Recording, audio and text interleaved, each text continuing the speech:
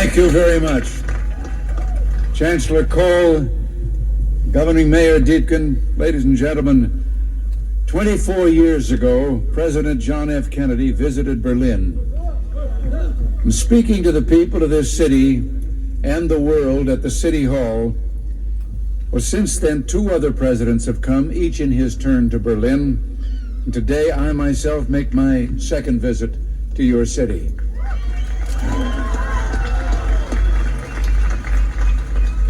We come to Berlin, we American presidents, because it's our duty to speak in this place of freedom.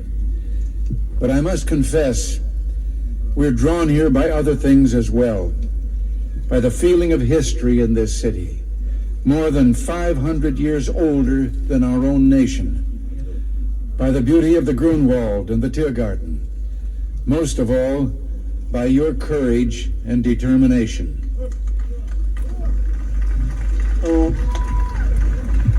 Perhaps the composer Paul Linke understood something about American presidents.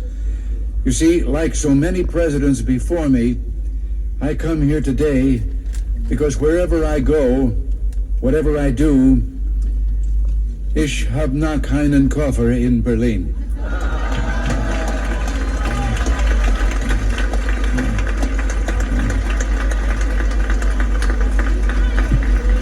Our gathering today is being broadcast throughout Western Europe and North America. I understand that it is being seen and heard as well in the East. To those listening throughout Eastern Europe, I extend my warmest greetings and the goodwill of the American people. To those listening in East Berlin, a special word.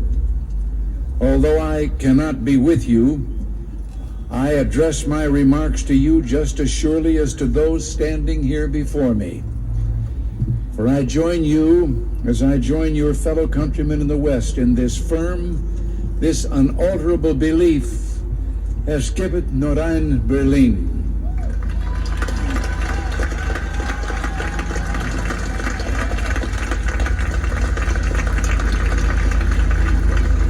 Behind me stands a wall that encircles the free sectors of this city, part of a vast system of barriers that divides the entire continent of Europe. From the Baltic south, those barriers cut across Germany in a gash of barbed wire, concrete, dog runs, and guard towers. Farther south, there may be no visible, no obvious wall, but there remain armed guards and checkpoints all the same. Still a restriction on the right to travel. Still an instrument to impose upon ordinary men and women the will of a totalitarian state. Yet it is here in Berlin where the wall emerges most clearly.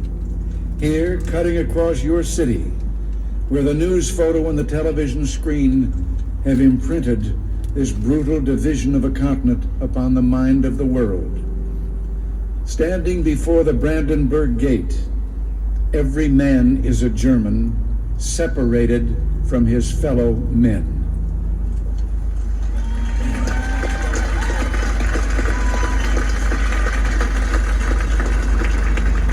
Every man is a Berliner, forced to look upon a scar. President von Weizsäcker has said the German question is open as long as the Brandenburg Gate is closed.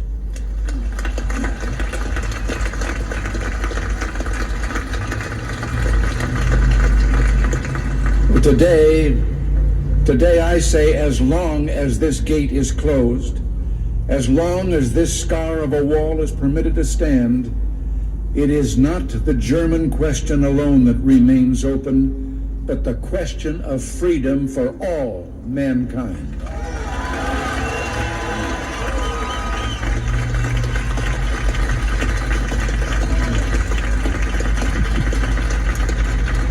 Yet, I do not come here to lament, for I find in Berlin a message of hope. Even in the shadow of this wall, a message of triumph. In this season of spring in 1945, the people of Berlin emerged from their air raid shelters to find devastation. Thousands of miles away, the people of the United States reached out to help. And in 1947, Secretary of State, as you've been told, George Marshall, announced the creation of what would become known as the Marshall Plan. Speaking precisely 40 years ago this month, he said, "Our policy is directed not against any country or doctrine, but against hunger, poverty, desperation, and chaos."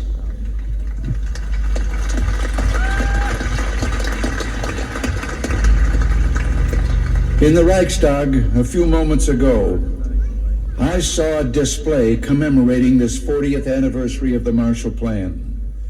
I was struck by the sign on a burnt-out, gutted structure that was being rebuilt. I understand that Berliners of my own generation can remember seeing signs like it dotted throughout the western sectors of the city. The sign read simply, "The Marshall Plan is helping here to strengthen the free world." A strong free world in the West. That dream became real. Japan rose from ruin to become an economic giant. Italy, France, Belgium, virtually every nation in Western Europe saw political and economic rebirth. The European Community was founded. In West Germany and here in Berlin, there took place an economic miracle. The Wirtschaftswunder. Adenauer, Erhard, Reuter, and other leaders understood the practical importance of liberty, that just as truth can flourish only when the journalist is given freedom of speech, so prosperity can come about only when the farmer and businessman enjoy economic freedom. The German leaders reduced tariffs, expanded free trade, lowered taxes. From 1950 to 1960 alone, the standard of living in West Germany and Berlin doubled. Where 4 decades ago there was rubble, today in West Berlin there is the greatest industrial output of any city in Germany. Busy office blocks, fine homes and apartments, proud avenues and the spreading lawns of parkland. Where a city's culture seemed to have been destroyed, today there are 2 great universities, orchestras and an opera, countless theaters and museums. Where there was want, today there's abundance. Food, clothing, automobiles, the wonderful goods of the Kudamm.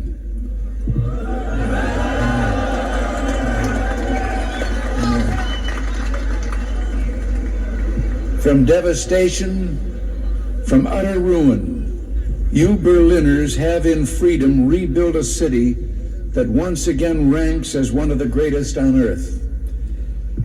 And the Soviets may have had other plans, but my friends, there were a few things the Soviets didn't count on. Berliner Herz, Berliner Humor, ja und Berliner Schnauzer.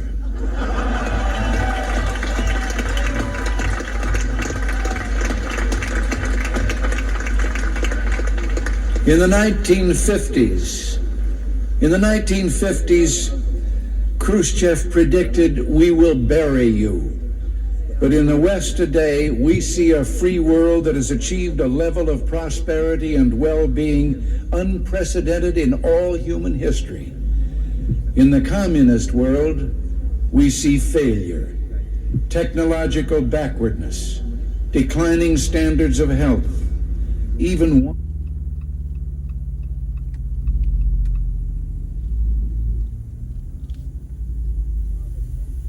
and now the Soviets themselves may in a limited way be coming to understand the importance of freedom. We hear much from Moscow about a new policy of reform and openness. Some political prisoners have been released.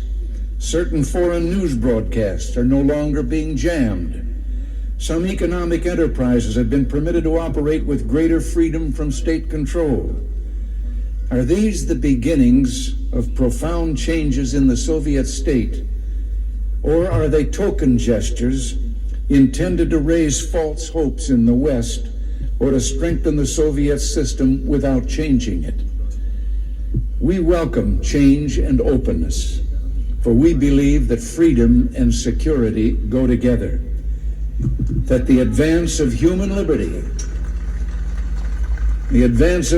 liberty can only strengthen the cause of world peace. There is one sign the Soviets can make that would be unmistakable, that would advance dramatically the cause of freedom and peace. General Secretary Gorbachev, if you seek peace, if you seek prosperity for the Soviet Union and Eastern Europe, if you seek liberalization, come here to this gate. Mr. Gorbachev, open this gate.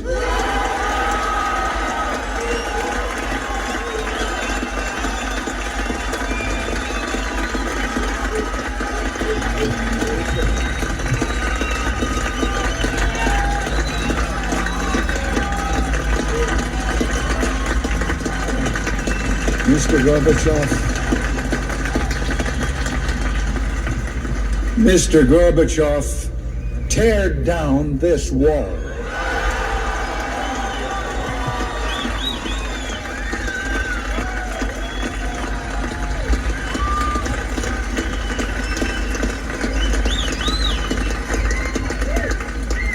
I understand the fear of war and the pain of division that afflict this continent, and I pledge to you my country's efforts to help overcome these burdens. To be sure, we in the West must resist Soviet expansion. So we must maintain defenses of unassailable strength. Yet we seek peace, so we must strive to reduce arms on both sides. Beginning 10 years ago, the Soviets challenged the Western alliance with a grave new threat. Hundreds of new and more deadly SS-20 nuclear missiles, capable of striking every capital in Europe. The Western Alliance responded by committing itself to a counter-deployment. Unless the Soviets agreed to negotiate a better solution, namely the elimination of such weapons on both sides, for many months, the Soviets refused to bargain in earnestness. As the alliance in turn prepared to go forward with its counter-deployment, there were difficult days of protests, like those during my 1982 visit to this city. And the Soviets later walked away from the table. But through it all, the alliance held firm. And I invite those who protested then, I invite those who protest today to mark this fact. Speed trap reported ahead. The Soviets came back to the table.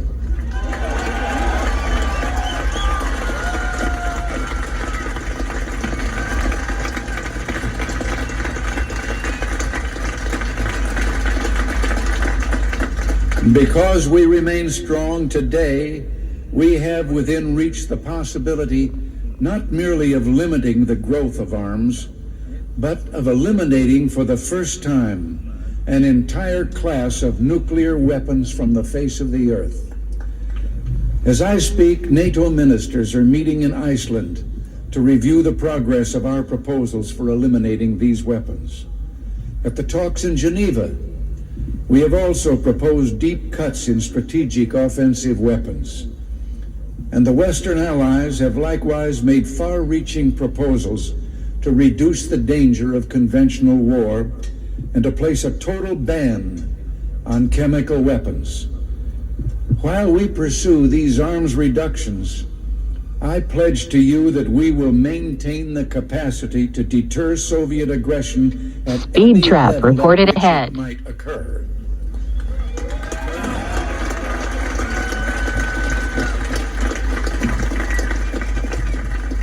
And in cooperation with many of our allies, the United States is pursuing the Strategic Defense Initiative, research to base deterrence not on the threat of offensive retaliation, but on defenses that truly defend, on systems, in short, that will not target populations but shield them.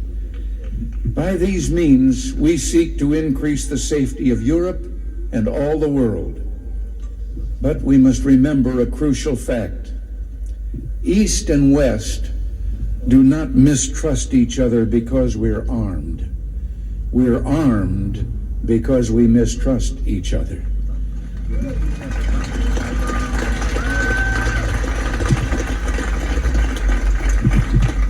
And our differences are not about weapons, but about liberty. When President Kennedy spoke at the City Hall those 24 years ago, freedom was encircled. Berlin was under siege. And today, despite all the pressures upon this city, Berlin stands secure in its liberty, and freedom itself is transforming the globe. In the Philippines, in South and Central America, democracy has been given a rebirth. Throughout the Pacific, free markets are working miracle after miracle of economic growth. In the industrialized nations, a technological revolution is taking place, a revolution marked by rapid, dramatic advances in computers and telecommunications. In Europe, only one nation, and those it controls, refuse to join the community of freedom. Yet in this age of redoubled economic growth, of information and innovation, the Soviet Union faces a choice. It must make fundamental changes, or it will become obsolete.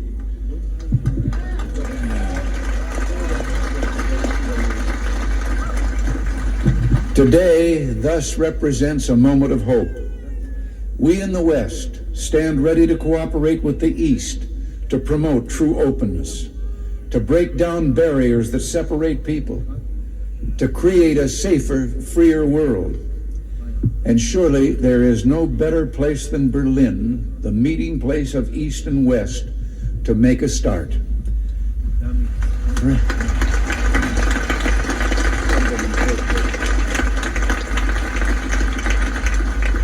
Free people of Berlin, today as in the past, the United States stands for the strict observance and full implementation of all parts of the Four-Power Agreement of 1971.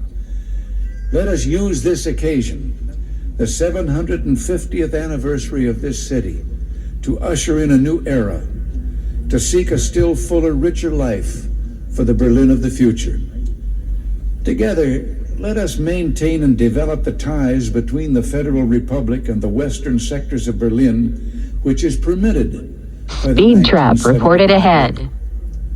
And I invite Mr. Gorbachev, let us work to bring the eastern and western parts of the city closer together so that all the inhabitants of all Berlin can enjoy the benefits that come with life in one of the great cities of the world.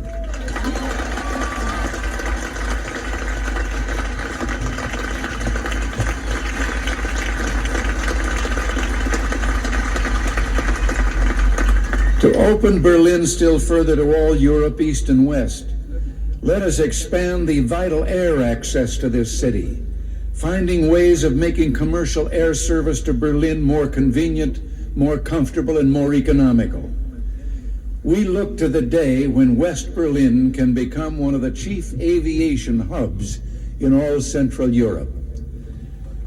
With our French and British partners, the United States is prepared to help bring international meetings to Berlin. It would be only fitting for Berlin to serve as the site of United Nations meetings, or world conferences on human rights and arms control, or other issues that call for international cooperation.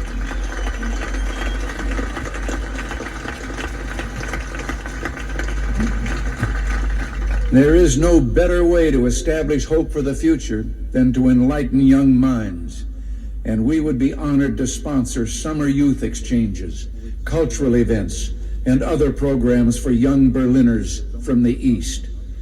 Our French and British friends, I'm certain, will do the same.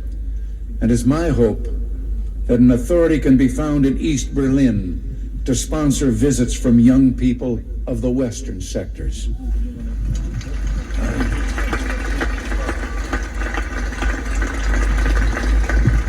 One final proposal, one close to my heart. Sport represents a source of enjoyment and ennoblement.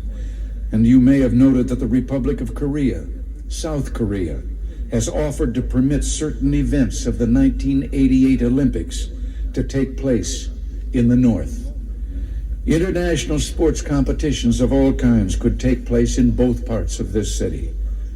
And what better way to demonstrate to the world the openness of this city than to offer in some future year to hold the Olympic Games here in Berlin, East and West.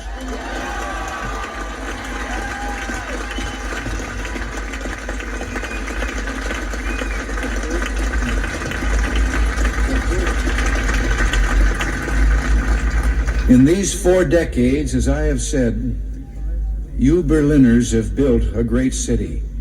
You've done so in spite of threats, the Soviet attempts to impose the Eastmark, the blockade. Today, the city thrives in spite of the challenges implicit in the very presence of this wall. What keeps you here? Certainly, there's a great deal to be said for your fortitude, for your defiant courage, but I believe there's something deeper, something that involves Berlin's whole look and feel and way of life, not mere sentiment. No one could live long in Berlin without being completely disabused of illusions.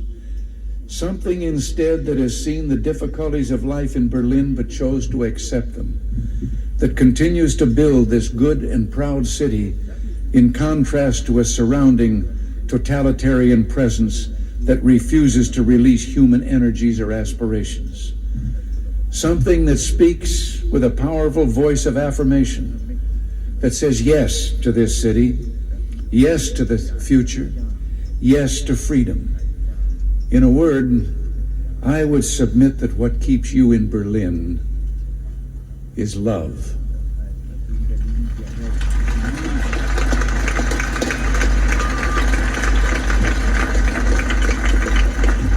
Love, both profound and abiding. Perhaps this gets to the root of the matter, to the most fundamental distinction of all between East and West. The totalitarian world produces backwardness because it does such violence to the spirit, thwarting the human impulse to create, to enjoy, to worship. The totalitarian world finds even symbols of love and of worship an affront. Years ago, before the East Germans began rebuilding their churches, they erected a secular structure, the television tower at Alexanderplatz. Virtually ever since, the authorities have been working to correct what they view as the tower's one major flaw, treating the glass sphere at the top with paints and chemicals of every kind. Yet even today, when the sun strikes that sphere that towers over all Berlin, the light makes the sign of the cross.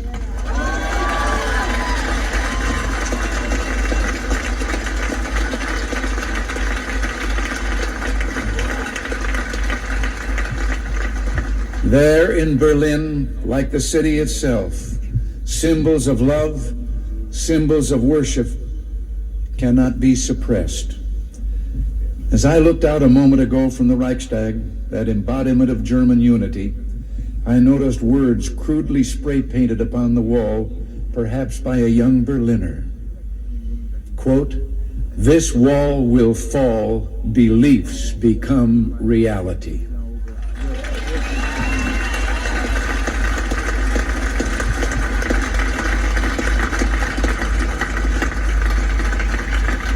Yes, across Europe this wall will fall, for it cannot withstand faith, it cannot withstand truth. The wall cannot withstand freedom. And I would like, before I close, to say one word. I have read and I have been questioned since I've been here about certain demonstrations against my coming. And I would like to say just one thing, and to those who demonstrate so. I wonder if they have ever asked themselves that if they should have the kind of government they apparently seek no one would ever be able to do what they're doing again.